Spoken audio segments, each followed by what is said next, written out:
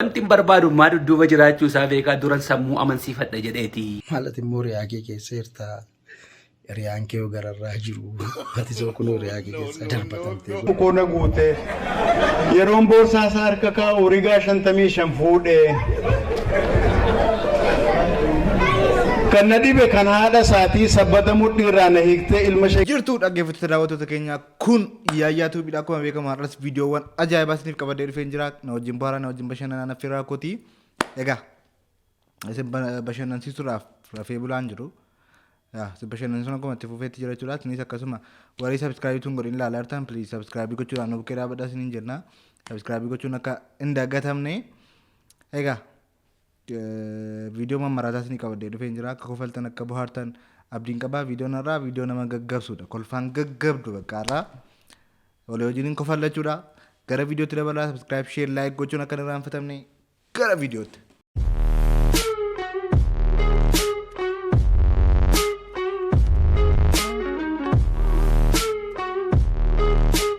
In nomine Patris et Filii.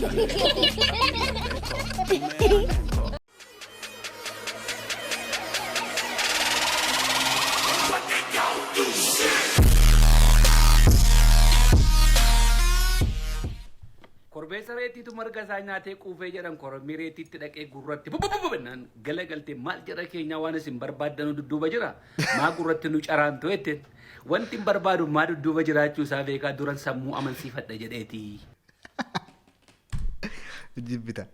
Jeneraaltichi keenya hin danda'amne bakka qosaa ajaa'ibaa nu fidaa jira jeneraaltichi keenya gidduu kana abbaan gingilchaa hin danda'amne qosaan naasa'u namooti tiiktookii irratti isa hordoftan arguu dandeessu qosaan isaa qosaa ajaa'ibaati.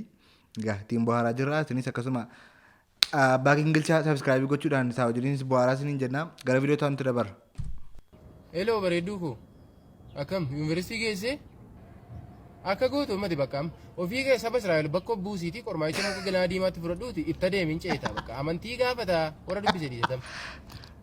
Ina fee bakka siimii arraba jala kaatanii moobaayilii paantii keessa maajaa keessa eessa goggochuunis na fee bakka waan godhamu hin jiru jabaadhu ishii yoo dabartee waan dabarre immoo sin fuudha. Ishi bakka ishi jabaadhu. Kunimmoo yaada ajaa'ibaati. Ritaa harkasaa eessa kaa'uun afeera. Moobaayilii eessa jiru akka galtee qormaata qoramte boodaa.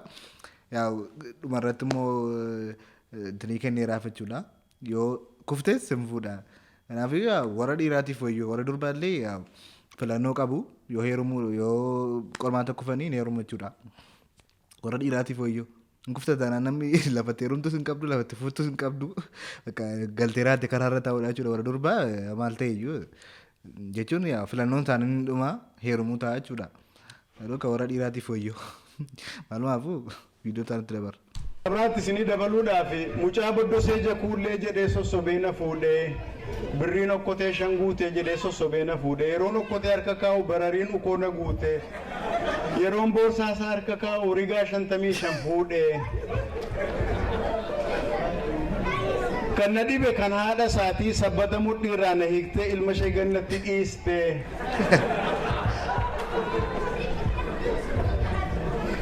Isaaf hin dubbisu. Adubbifamu.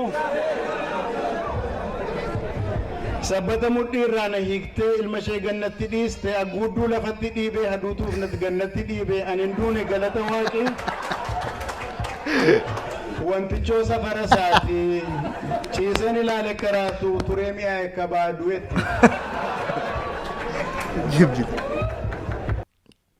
Jibbita qoosaa. Dokter Zalaalam bakka jechuun walaloon bakka afaan isaanii taasaa isaanii jechuun danda'ama walaloon bakka isa noormaalii asii ittiin haasofnetti walii galu isaan walaloodhaan dhiyeessu jechuudha. Waan barbaaddeen yaa walaloo waan isaan irratti walaleessin hin jiru waan isaan irratti dabarsin hin jiru walaloon isaanii qoosaadhaafis ta'ee wantoota siriyeesii ta'aniifis waan walaloodhaan fayyadamu walaloon isaanii already baay'een jaalladha gama kootiin walaloo ajaa'ibaati. Mama fira mutola walalochi warra galeefis galeera oga. Akkuma qoosaattis akka walaloottis yaa barumsa gaarii yaada. ሰማ የማን ሄድኩ ኢትዮጵያ ውስጥ እንዳይገባ ተከለከለ። አናድም ታዲያ ምን ያናዳል? አንተ ወንደር ላይ እንዴ ሴቶቹ ይጨነቁበት እንዴ ማሪ ቤት እኮ ነኝ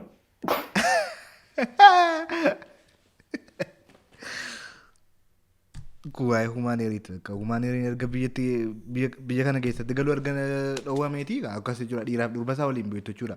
Dhiirri isaas malaaxaadha, durbi isaas malaaxaadha. Adda baastee beektu jechuudha. Fakkeenyaaf ammas nama amma dhuftee haadha manaa masaati. Haadha manaa isaatu humaaneeriin nafee malaaxaadhaan dhuftee gaarii hin taasiftu atoo dhiiraamaaf cannaqamtaa deettaasa. Humaaneeriin wantoota akkasii fidaa jira jechuudha. Humaaneeriin egaa maalumaafuu waan kana booddee dhufu waluma wajjin ilaalachuudha. Anis kunoo beekkasa sodaadhee mataan gurguddatee warra dhiiraa akka karaarraa lafa gorree durbatti fakkaadhee mataan hin jiru waan ta'eef durba kan itti fakkaanne jedhee mataa koo muradheera. Egaa kana booddee waan humaaneeriin fidu itti fufnee ilaallachuudha. Gudiima ajaa'ibaa nutti fiduun isaa noonu haala kanaan humaaneeriin jechuudha. Maaliif dhiira isaaf durba isaa waliin beennu hareedumaa yoo adda adda baasne malee dhiira hareeda hin qabne durbumanne fudhachuu keenya. Dhiirri warri hareeda hin qabne humaaneeriin hin jiru waan ta'eef of sodaachaa deemuu qabdu.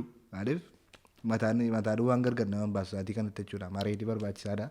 Gargar bahuudhaaf warra durbaatii wajjiniin jechuudha. Kanaafuu seereesii godhaatii ilaala.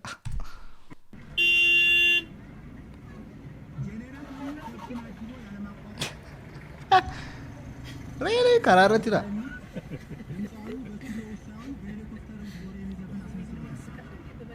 Itti tolu. Jibbita.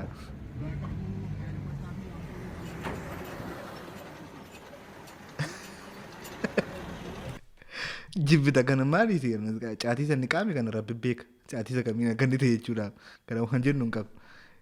Akkasii yaaddeetaa miila fuutee spiikeerra keessee ofii keeteesii bakka magaalaa Finfinnee keessatti magaalaa Finfinnee tiraafikiin akkasii jiru keessatti ammatu tiraafikiin si qabeeyyuu maal siin jedhama kan gastiin isa deemaa jirtu waan tokko waan siin jedhu hin qabu makiinichuma sarkaa fuudhee lafa kaa'a malee waan biraa waan siin jedhu hin qabu gaa tiraafikiin maal jedhee si adaba miila gadi baastee adabbiin hin jiru makiinichuma sarkaa fuudhee lafa kaa'a tiraafikiin kana si argeenaan waan baay'ee arginaam ganaa waan turiin arginu hin jiru. ተራ ጫውታችሁ እዚህ ልብስ ልንጠይቅ መተማ ነው እና ሙሽራው ለካና ሲጨርስ ከነጫማው ስንት ቢሉ ጥሩ ነው? 110 ሺህ ብር። ከዛ ሙሽራው ምን ቢል ጥሩ ነው? አይ ተውት በፓንትና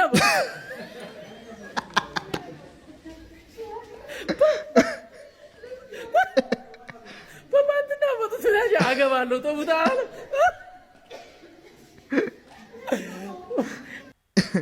Dhuguma isaanii yoo baarri birrii amma kana baasee yoo tuffata bitafatamu shurraa. Uffata guyyaa tokkotti uffatamu birrii amma kanaan adii maal jettee bittare birrii 100 meeqaan uffata guyyaa tokko uffatamu bittee kanaa manna akkuma inni jedhee paantii tutuma tajaajila fuuchuu sana wayya. Birrii amma kana guyyaa tokko fittee baasurra ta'uu isaatii kanatti yaaddee sirree namtichi nama beekaa nama sammuu qabu danda'amu nama akkas jedhe sura jechuudha. Birrii amma kanaan uffata jechuudha. Yaadamu kun. Mee waa tokkoon isinitti hima. Seexanatu nama aarsuu dhaqee ofii aaree deebi'e. Akkamitti naan jedha. Seexanatu gurbaa tokkoon naxxee ati gurra isaatti hasaafti jechuudha. Ati nama keessaa cabdee, hiriyaa kee keessaa cabdee, nama keessaa dudduubatti deebitee, hiriyaa kee keessaa darbatamtee ati ittiin jetteennaan mucaan deebiseeni maalat immoo hiriyaa kee keessa hirtaa hiriyaan kee gararraa jiru ati soo kun hiriyaa kee keessa darbatamtee godhana jirtaa ati immoo hiriyaa kee keessa jirtaa ittiin jedhee jedhama. Waloo gochuudhaan tiktookii godha. Dhuguma akkoo garuu jechuun dhuguma yoo ilaalte seexan nama baay'ee akkas jedhee dogoggorsuu danda'a garuu dhuguma yoo ilaalte seexan nama hiriyoota isaa bukkeen jiru gad darbatameeti lafa jala kan jiru namni keenya seema kana jechuudha jedhabuudha malee. Seexan dhuguma lafa iddoo isaatii jiru maalumaafuu artistiin dinqisaan qoosaa jalqabeera tiktookii isaa foloo godhaati hordofaa isiniin jenna innis qoosaa ajaa'ibaa fidee dhufaara namatti tola maalumaafuu. Naa follow godhaan artistii keenya jajjabeessaa isiniin jenna akkasuma nuunis anis tiktookiin kiyya tolee yaayyaadhaan jira follow godhaa isiniin jenna gara viidiyoo taa'amti dabarra.